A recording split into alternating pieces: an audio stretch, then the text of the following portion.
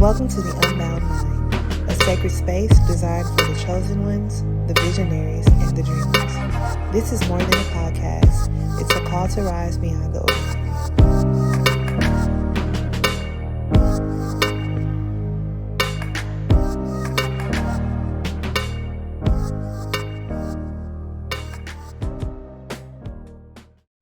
Hey everybody, welcome back to the Unbound Mind. It's Taylor, the biggest, top tier T, the one and only.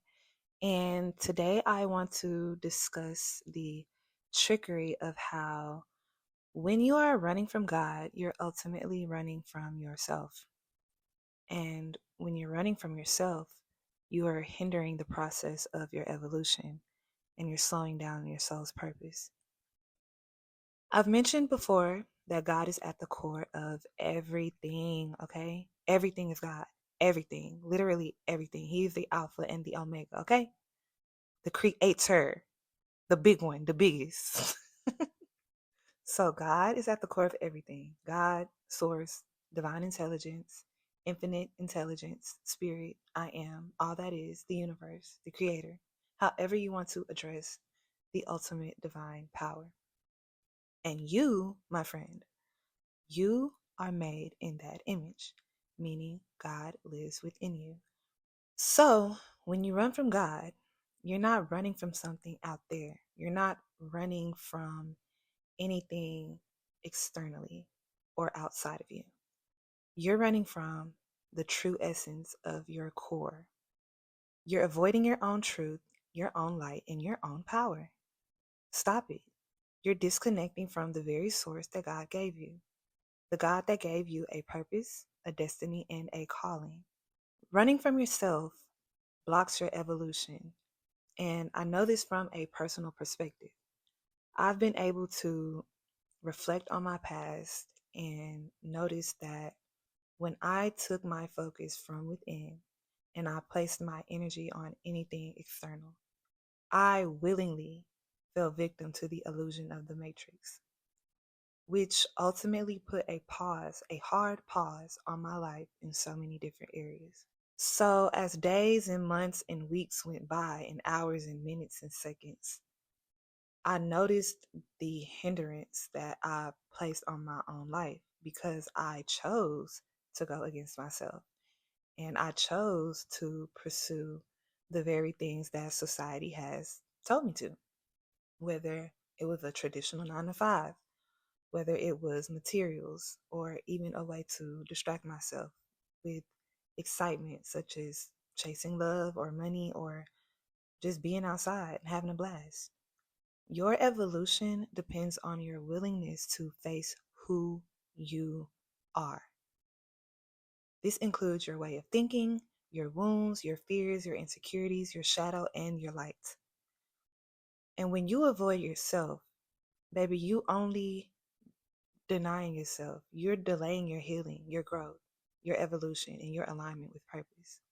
Avoidance equates to stagnation, period. And facing yourself equates to activation. The longer you avoid your true self, the longer you'll stay stuck in cycles that repeat and drain the life out of you. Your soul chose this path. You came here with a mission. You came here with assignments and divine timing to fulfill those assignments. When you delay facing yourself, you deny and block the access to wisdom and insights and direct divine guidance. You shut the doors that were meant for you before you even got the chance to get in front of them. God cannot bless who you're pretending to be. God can only bless who you truly are.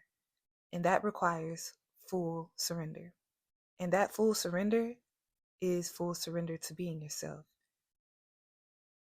And I'm not talking about the self that you portray yourself to be. I'm talking about that unique person that you might be scared for everybody to see and know. A lot of us do this by trying to fit in because we're programmed to look up to certain people and seek a certain lifestyle that portrays to be everything we could ever want. not even considering what they come with. A lot of people that you are putting on a pedestal might not even know who they are. It might look good, but we know that everything that glitter ain't gold. So ditch the American dream because it doesn't fucking exist. But your dream does.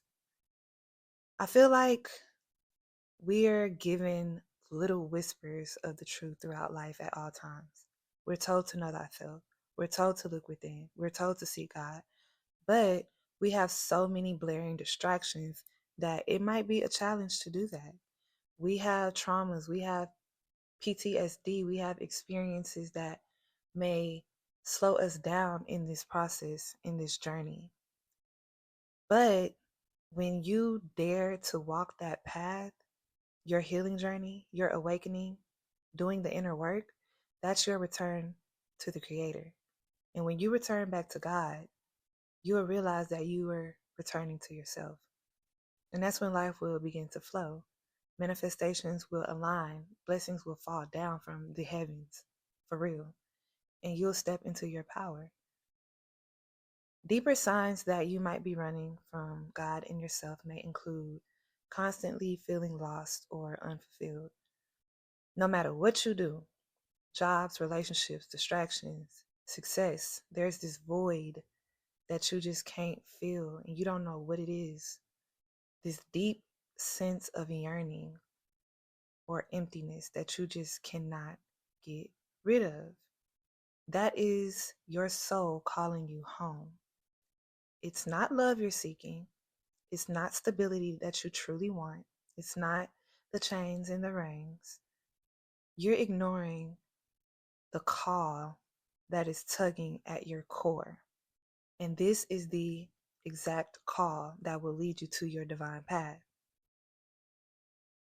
Another sign may be avoiding stillness and silence. That nagging need for constant noise, distractions, people, entertainment, all that, that is only because silence forces you to face the truth within, which is ultimately your emotions, God's voice, your soul's nudges, all of that.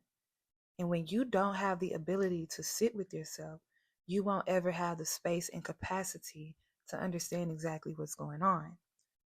Avoidance is fear masquerading as busyness.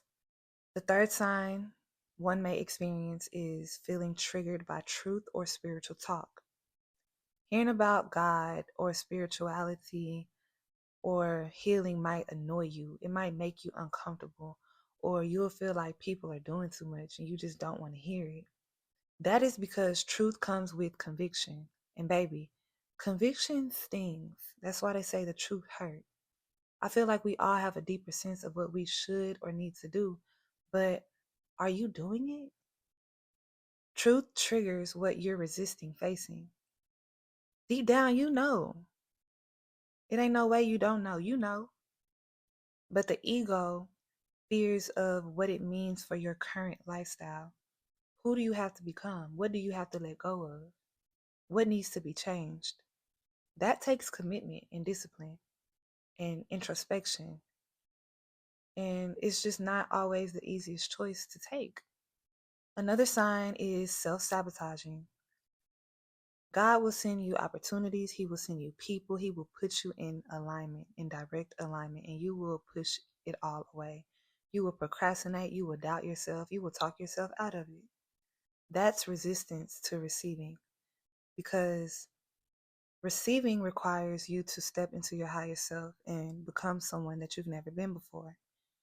A lot of us like to cling on to what we know because that's our comfort zone. And it's always easier to be a loser than a winner. Everybody want to be a winner, but nobody want to do what it takes.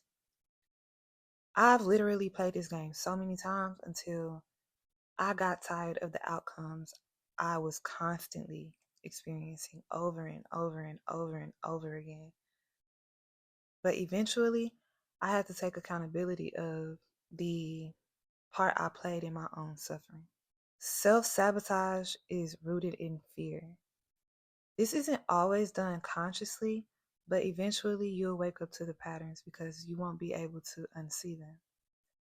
The last sign I'm going to talk about is being addicted to control or outcomes. Trying to force life to happen your way rather than surrendering to divine timing and the flow of life. Running from God means disturbing the process and trusting only your limited understanding. You cannot put a limit on the unlimited. Control is a trauma response, not a strategy. You don't always know the way, babes. You don't. And that's okay. You're not supposed to. And if you were ready for the exact things you want, you would have them by now if you knew what was best. So just let that one sit on your mind. And I've said this before, but if you find yourself repeating patterns such as toxic relationships, unstable environments, confusion, drama, all that, it's because God's voice is drowned out by your choices. We all have free will. You can do whatever you want, but just know sometimes your choice is going to come with consequences. And when you ignore divine guidance, life is going to send storms. When you don't listen to those whispers, just be ready for what else comes after them. Oh, I want to add another one. Feeling empty after worldly success. That's another sign that you're not connected. Because even when things look good externally, you got the money, you got the attention, you got the success, you got the love, but you still feel empty. That's because your soul is starving. You are disconnected from your power, from your creator. God gave you these gifts. He gave you these materials, but without spiritual connection, they will never fulfill you. And that's why we hear the saying, money can't buy happiness. Do you know how many billionaires are unhappy? For real. What good is gaining the world if you lose your soul? I truly understand that now. Just for a little bonus, physical symptoms of spiritual avoidance may include anxiety or restlessness, fatigue or low energy, constantly feeling burnt out, random emotional breakdowns and having a hard time regulating them, feeling stuck or trapped or stagnant. Yeah, that's because you're not growing. And even health issues, the ones that just can't seem to be explained. You've changed your diet, you went to the doctor, nothing's working. Yeah, you need to do some inner work. Not gonna lie, I've experienced all of these signs, all of these symptoms. I was miserable as hell trying to hold it together. And I didn't understand what was going on because I was trying my best to do everything right. Everything I was taught up and brought up to do. And nothing was working. I felt like I never saw my reward. I wanted my flowers, okay? And that's the moment when I decided to stop living for everybody else and take a bet on myself just to say I tried. And honestly, it was the best decision I ever made. Thank you for joining me on The Unbound Mind, where we break free, rise higher, and step boldly into our greatest selves. If this episode sparked something in you, share it with someone ready to awaken their power. Remember, you are chosen, and the journey you're on is divine. Keep evolving, keep empowering, and stay unbound. Until next time, go out there and live your highest frequency.